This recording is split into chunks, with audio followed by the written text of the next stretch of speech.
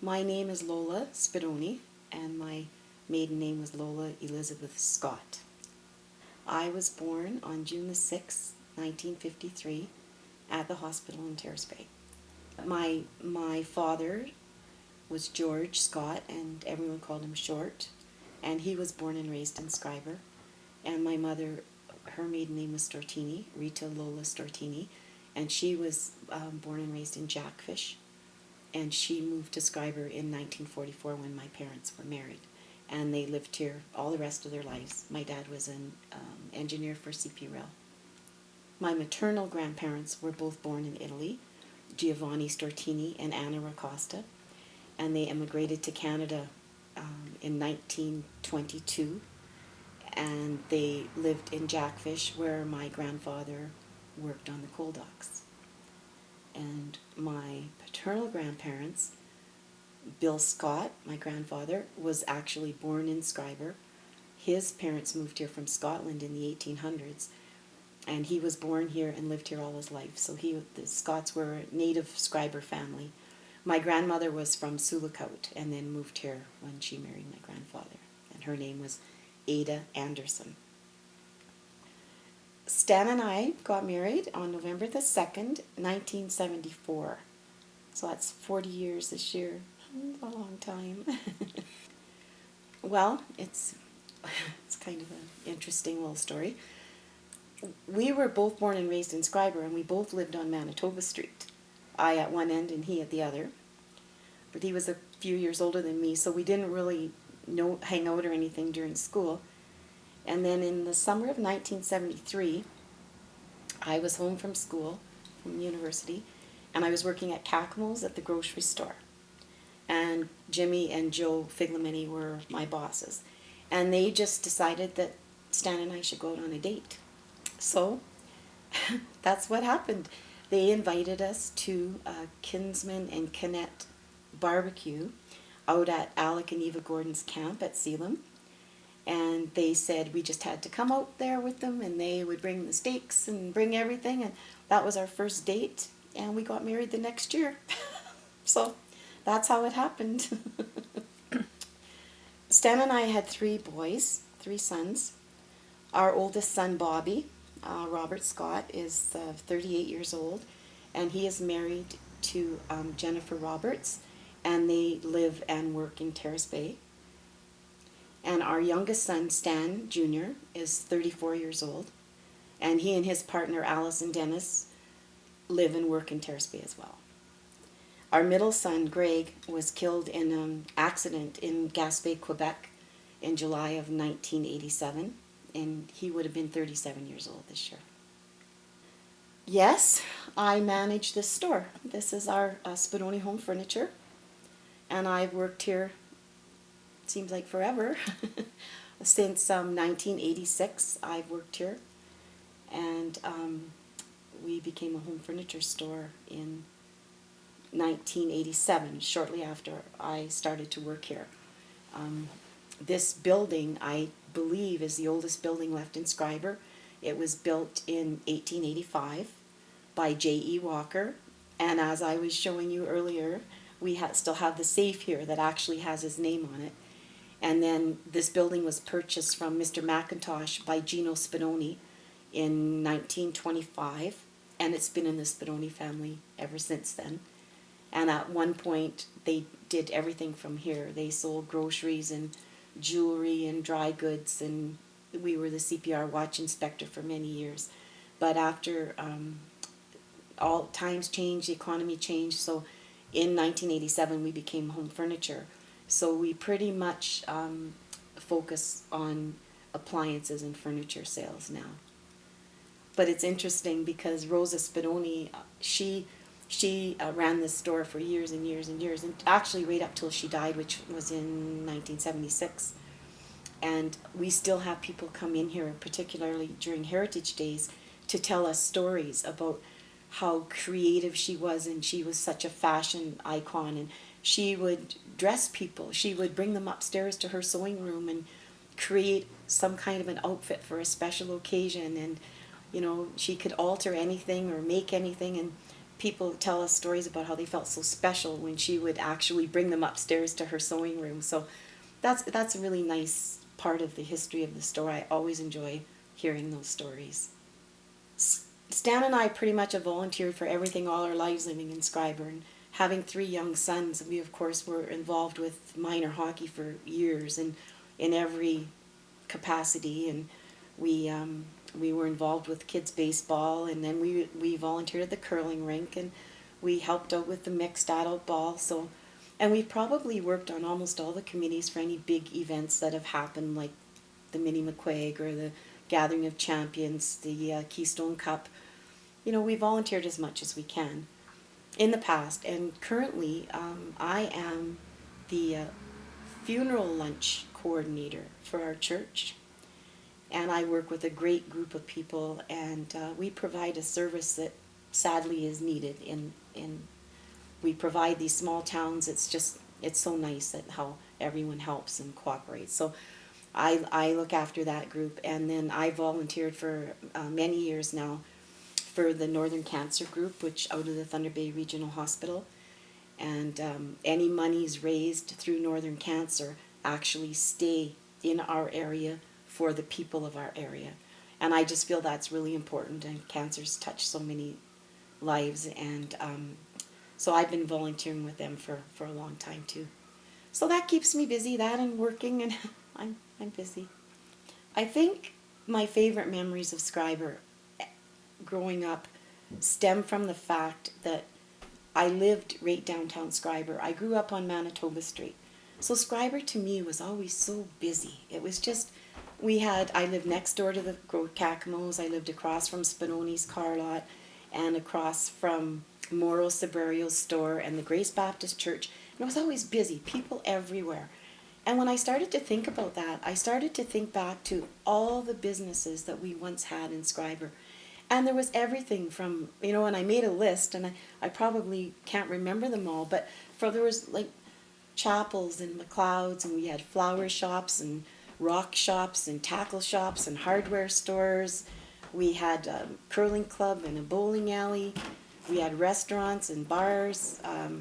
Like I say, I can't even think of all of them, but at one point we had a jean shop, and you know, it was just, Schreiber was so busy. There was always people all around, and it was just, it just seems so quiet here now. But growing up, we were fortunate to live in such a vibrant little community, and we had everything. So it was really nice.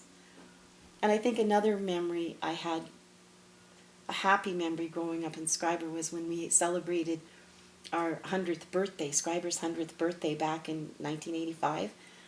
And it was just totally unbelievable how many people came to town. I remember cars couldn't drive down the street because the streets were full of people, and everyone was happy. They were laughing and talking, and it was the biggest celebration for a whole week. There were lunches and dinners and picnics and activities for the children and train rides, and I don't know, I'll always remember that. It was just like such a happy week of celebration. So it's nice to remember the happy things. When I think of my childhood, I always think of being outside. We played outside all the time.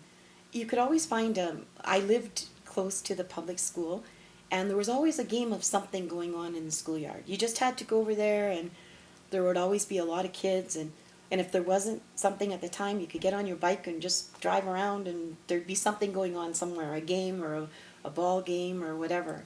So I remember that, just being outside all the time. And in the winter, I remember the arena, and that was such a big part of all of our lives. And it was again a happy, fun place. You'd go and you'd be in line, and the music would be playing, and you'd be waiting to get in for public skating, and the music would be the Beatles, or all the latest music would be playing, and then going to the hockey games were always so exciting. The rink would be so packed, and I remember games where people were actually up in the rafters. The rinks would be so packed, and you know, the hot dogs and the popcorn, and then you'd freeze your feet. And I'd remember going into the ladies' bathroom area, and there was like a heater in the middle of the floor, like a big register with a grate, and you'd fight to get your toe on the edge of it to warm up your feet. And just all good, happy memories. And I said we all grew up believing Schreiber was the hockey town, and we were always so proud of our hockey players, and you know what, that's still true today. But those would be two things that I remember about growing up. I think that everything's changed since I was a child. Everything, the world's just a different place. And I think most of that is to do with technology and the major advances, and things are still now changing every day. When we were kids, we were lucky at the time because we had a black and white TV, and lots of people didn't have TVs, but we did have a TV, but we didn't even have good radio reception. I remember thinking at night, hoping it would be a clear night so you get to hear WLS in Chicago on the radio. So, I mean, when I think back to that and I think to where we are nowadays, it's changed so much. It's an instant world now. We have everything at our fingertips through iPads and iPods and internet and cell phones, and everything's instant. The world's instant. People don't have to learn the way they did or study and remember as much, because you can just Google anything, and so it to me it's a totally different world. Yeah, it's different, and for a lot of that it's good changes, but they're not always all good either. Well, when we were kids, and if we were really good, we'd get to maybe go over to the Y and get a pop once a week.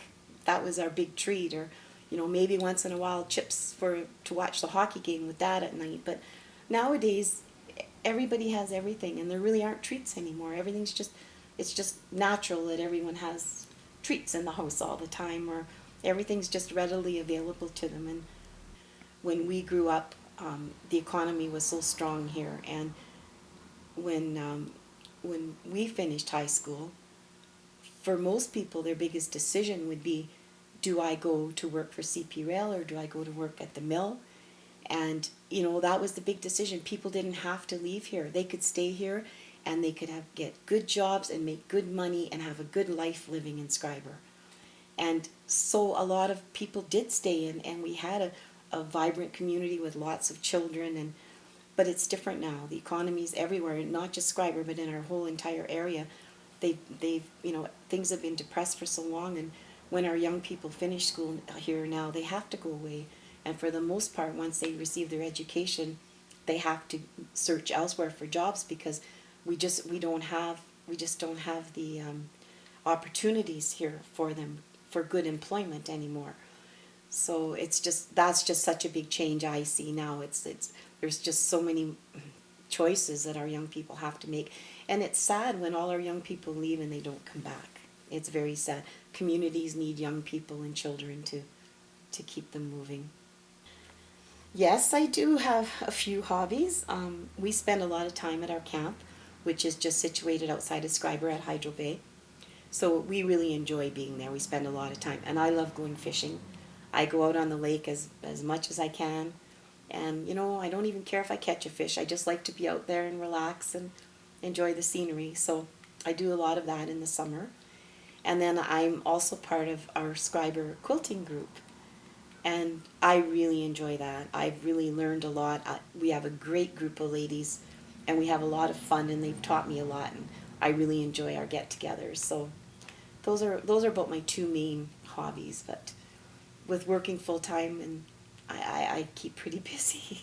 A story that I have that's always kind of stuck in my mind was a story about my grandfather. And I really don't know if the story's true or not, but I've heard it over the years. And the story was that my grandfather, Bill Scott, was a local businessman here. As I had said, he operated, or I don't know if I said that, but they operated the Scott Bakery here for many, many years, which was located here on Manitoba Street. And Gino Spadoni was a local businessman here as well. And the story was told to me, the two of them didn't get along. And they didn't agree on practically anything. So as time went by, my grandfather, I guess, had decided that he was thinking about selling his business, because my dad his two sons, one had moved away, and my dad went to work for CP. And so he thought at that point he would like to sell his business. Well, Gino apparently approached him to buy the property. And my grandfather wouldn't sell it to him because he didn't like him. And I guess, he didn't have to, so he didn't. So then well, I don't know how long down the road, but within the next year, I think is how the story went. Gino had someone else approach my grandfather to buy the property. So my grandfather sold it to this person, who in turn turned around and sold it to Gino Spadoni. So I guess Gino ended up getting the last word on that one. And then because of this story, eventually, as years went by, I married Stan. And I often wondered, my grandfather was gone then, but I often wondered what he thought about his granddaughter marrying into the Spadonis after he fought to not sell them his property. So I just thought that was a cute story that had a connection to Stan and I.